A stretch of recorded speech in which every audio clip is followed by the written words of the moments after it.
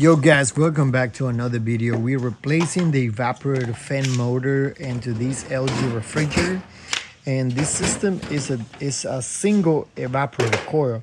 That means that the fan located in the freezer is the one that pretty much send air to the upper area.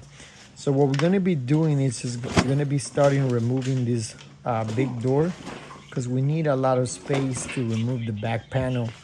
And the next step we're going to be doing is going to be removing the ice maker. This ice maker only has 2 screws in the front, and then you slide it on the front, and once you do that, you unplug the connection.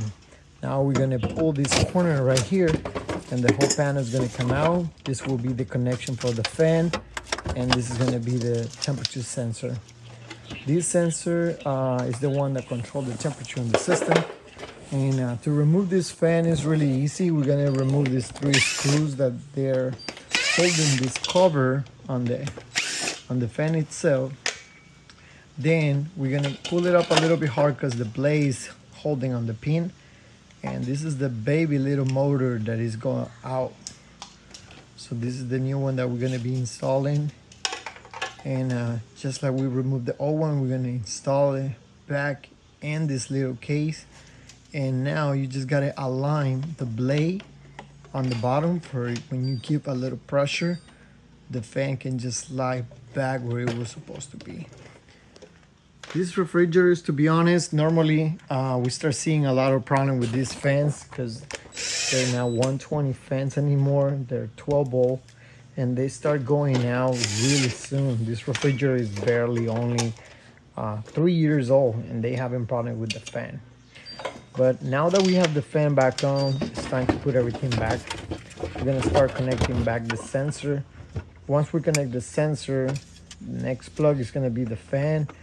And you just gotta make sure that wire is not around the fan area.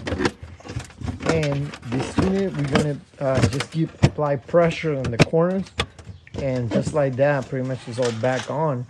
Now we just gotta connect the ice maker and slide it to the back. For the front can be installed these 2 screws, and now after putting these screws, we're gonna be installing the door.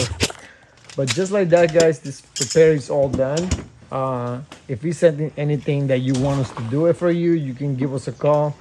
It does take a little time to take everything back on together, but we do this every day. So if it's something that you want us to do, you can give us a call. We can come and fix this problem for your refrigerator. Thank you for looking at this video.